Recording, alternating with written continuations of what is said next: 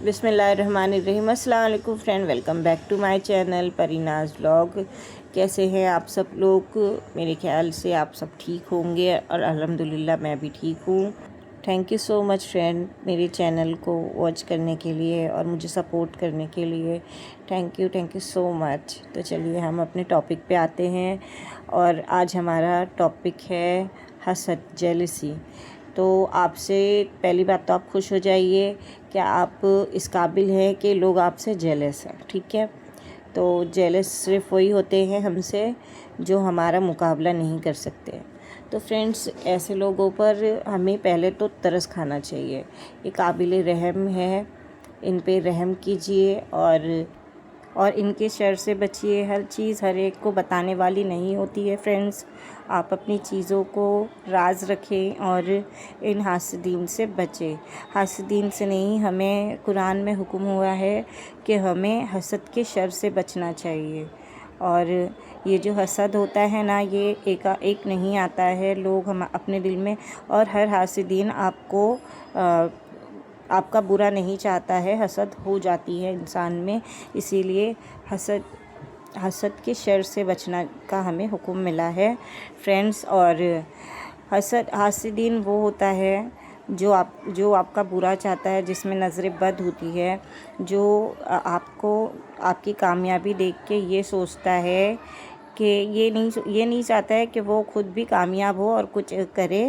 वो ये चाहता है कि आपके पास जो है वो उसको ख़त्म होते देखना चाहता है। जो आपके पास कामयाबी है वो उसे ख़त्म होते देखना चाहता है। तो ये हसद है और इसका शर है। और ऐसे लोगों से आपने दूर रहना है और इनके शर से आपने दूर रहना है। तो आप कैसे पहचानेंगे कि हमारे इर्द गिर्द हमारे अपनों में ही कुछ ऐसे लोग होते हैं और जो हमारा ही बुरा चाहते हैं? तो आपको इनकी वाइब कैसी होती है वो मैं आपको बताती हूँ, और कुछ आपको भी महसूस हो जाता है फ्रेंड्स।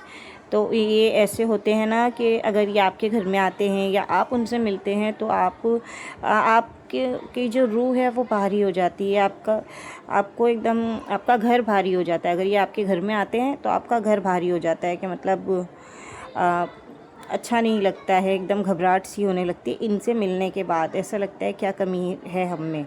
और इनकी एक और पहचान है फ्रेंड्स, आप इनके लिए कुछ भी कर दे, ये इम्प्रेस नहीं होते। ये आपकी सक्सेस से हसद करते हैं, आपकी पर्सनैलिटी से हसद करते हैं, आपके बच्चों से भी हसद करते हैं, आपके रिलेशनशिप से भी हसद कर सकते हैं, क्योंकि इनको आदत हो जाती है। और इनकी सज़ा भी यही है कि इनका हसद ख़त्म नहीं होगा। ये हसद में ही एक दिन दुनिया छोड़ देंगे, मगर अपने आप को बिल्कुल नहीं बदलेंगे। और ऐसा नहीं है कि सब हासदीन, मतलब हसद हो ही जाती है इंसान को किसी का अच्छा बुरा देख के। तो और कुछ गलती हमारी भी होती है जिसकी वजह से हमें हसद और नज़र बद लगती है। तो मैं इनको आपसे डिस्कस करूँगी। पहली बात, अगर आपको ऐसा लगे कि भाई कुछ लोगों से मिलके मुझे अच्छा नहीं लगा, या आपको भारी भारी लगे, घर में झगड़े फसाद हो, बच्चे चिड़चिड़े हो जाएं, तुरंत पता चल जाता है। तो आपने सबसे पहले सदका करना है। सदका हर बला और बीमारी का हल होता है और हर फसाद का और बला को टाल देता है। तो आपने सदका ज़रूर करना है जब भी आपको लगे कि हमारे घर में या अपने आप को परेशान देखो, अपनी रूह को परेशान देखो।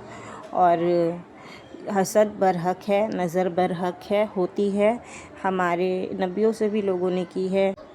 सबसे पहला गुनाह ही हसद है, हसद से ही शुरू हुआ था।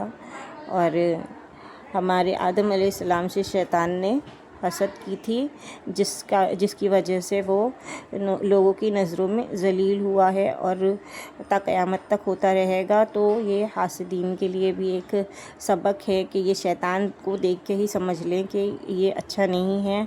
अगर आपको कोई कामयाब लगता है, आप उसके लिए दिल से दुआ करें और अपने लिए भी अपने रब से दुआ कीजिए। तो अगर आप किसी के हक़ में अच्छी दुआ करोगे तो अल्लाह ताला भी आपके हक़ में अच्छा ही करेगा। अगर आप किसी के लिए बुरा सोचोगे तो आपका भी बुरा ही होगा। और इनसे बचने के कुछ तरीके हैं। मैं आपसे 5 तरीके डिस्कस करूँगी। पहला तरीका यही है कि हर चीज़ हर एक को बताने की नहीं होती है। अपनी नेमतों को थोड़ा अच्छे लोगों को बताएं जिन पे आपको भरोसा हो, जैसे कि जो हमारे ख़ास होते हैं, पेरेंट्स होते हैं, जिनको बताना ज़रूरी है बस उनको बताओ। और सबको बताने की ज़रूरत नहीं, हर एक बात हर एक इंसान के लिए नहीं होती है।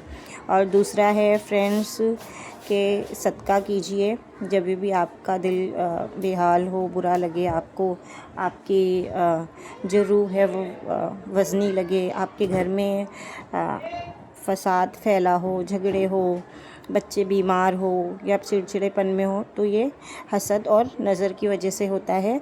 तो आपने तुरंत उसका सदका करना है। और तीसरा है फ्रेंड्स कि आप 5 वक्त नमाज़ पढ़िए और हसद से बचने की और अपने गुनाहों से बचने के लिए अपने अल्लाह से दुआ कीजिए। इससे ज़्यादा मुजर्रिब अमल और कोई नहीं है। अल्लाह हम सबको 5 वक्त नमाज की तौफ़ीक अता फ़रमाए। और चौथा है फ्रेंड्स के अपने रिश्ते और बच्चों की कामयाबी और प्रोग्रेस को हर एक के सामने अयां ना करें। हसद का मतलब किसी की नेमत को देख के मुतासिर होना नहीं है, बल्कि वो आपके पास जो नेमत है उनको ख़त्म होता हुआ देखना चाहते हैं। इसे कहते हैं हसद। हसद का सीधा मतलब ये होता है कि अल्लाह की तक़सीम पर नौज़ बिल्लाह खुश ना होना। 5वां है कि आप हर उस नेमत पे नज़र बद की दुआ पढ़े जिससे नज़र बद ख़त्म होती है। और अपना बहुत ख्याल रखिए। Take care. अल्लाह हाफ़िज़।